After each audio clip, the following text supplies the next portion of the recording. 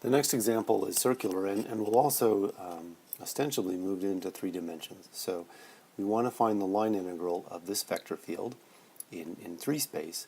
And so this vector field is xi plus yj plus zk.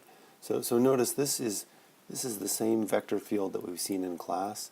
This is the vector field that simply points radially away from the origin in all directions. And the farther I get away from the origin, the bigger the vectors get. I'm not going to try to draw that at this point. So, and let's look at the path. So, C is a unit circle, and it lives just in the xy plane. So we're going to restrict our attention to the xy plane. In the xy plane, I have a circle. It's the unit circle, so it has a radius of 1, and this unit circle, we're going to go around this circle counterclockwise. So we'll go this direction around the unit circle. Now the vector field is F equals xi plus yj plus zk. Don't worry if you can't read that. I'm going to rewrite it in just a minute. But notice that in the xy plane, z is 0. So if z is 0, this is simply xi plus yj plus 0. So that piece drops off. So this is the radial vector field. So let's draw the vector field along with the path. The vector field points out radially everywhere, radially away from the origin. The vectors get bigger the farther I get away from the origin. And hopefully you're already asking, why am I drawing so many vectors? Notice that every single one of these vectors is perpendicular to the path. So notice that the vector field is perpendicular to the path C everywhere. So, in particular, when I take F and I dot it with delta R, a little change in the path, which is along there, so that's delta R, those are all going to be perpendicular. So this dot product will be 0 everywhere. So this is an easy line integral. The integral around this path of the vector field, since the path is perpendicular to the vector field everywhere, this is 0. One important application of line integrals is the calculation of work. So work done by a force along a curve is simply, well, it's force times distance, and if we break that down to be more precise, it's the integral along the path of f dot dr. You can think about the track example that I introduced at the beginning. If I'm running around a track and there's a wind, then the wind does work to help me move forward as I'm running along this section, and the wind does work against me as I run along the back section. According to the definition, if I'm here in the corners, the wind does 0 work to me because it's perpendicular to my direction of motion. You should sort of, with a little bit of foresight here, we'll sort of preview a topic that's coming up.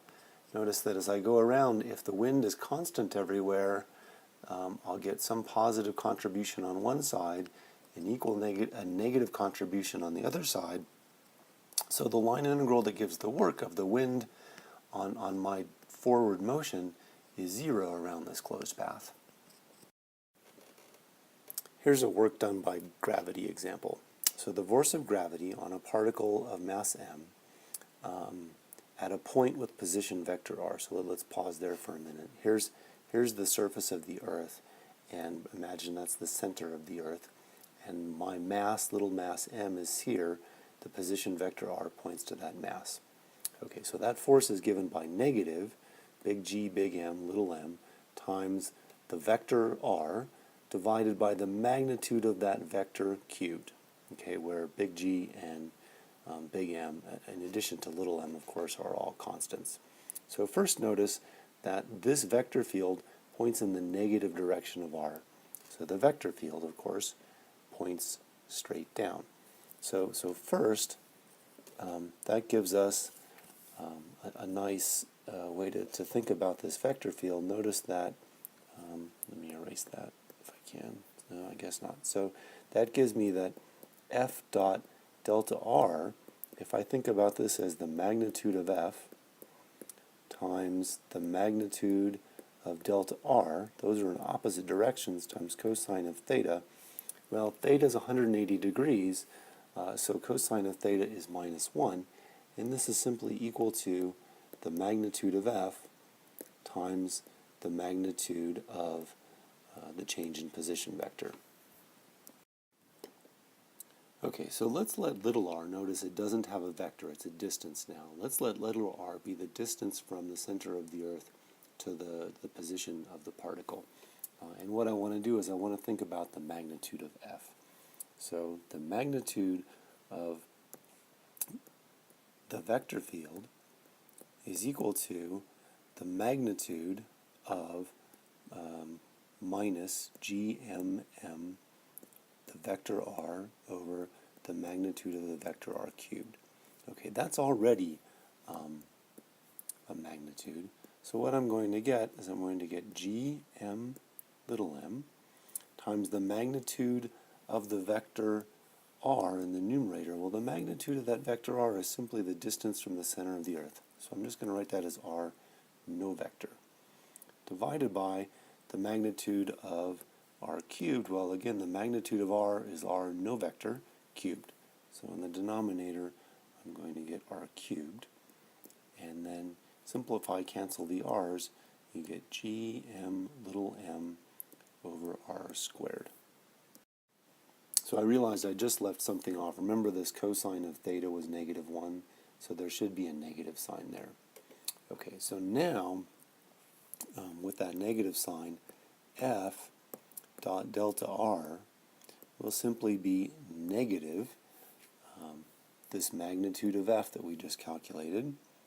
So that's GM little m over r squared times the magnitude of delta R, and I'm going to call that delta R with no vector.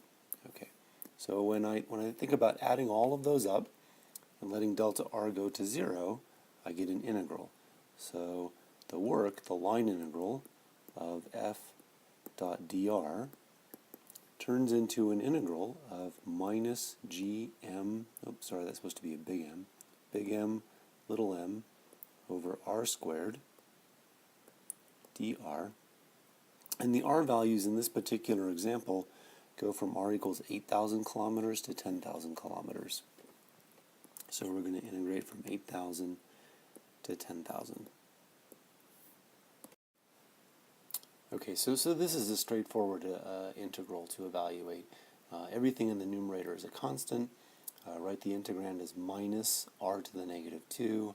Find an antiderivative, evaluate between the limits of integration, and you get that. Here's a very important example. We've seen this already a couple times, but it's so important that it sort of deserves its own attention.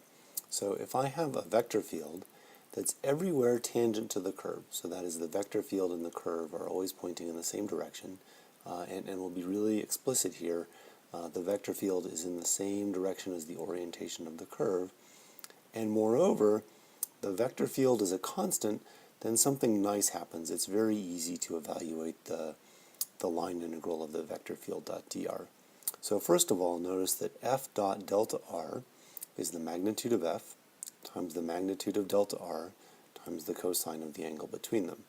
But because they're pointing in the same direction, theta is 0, cosine of theta is 1, and so this dot product simply turns into the magnitude of F, which is a constant, times delta R. So at this point, we simply have m times the magnitude of delta R. So the integral, F dot dr,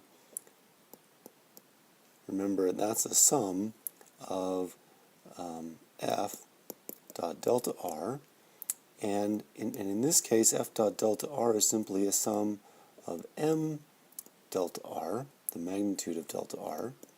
I can factor out the m, and I get a sum over all the delta R's, the magnitude of those.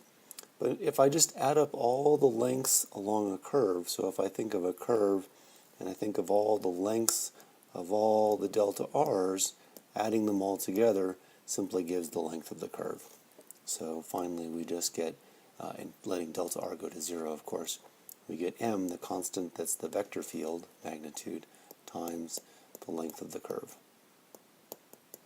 Okay. So if you're in this situation, it's simple to evaluate the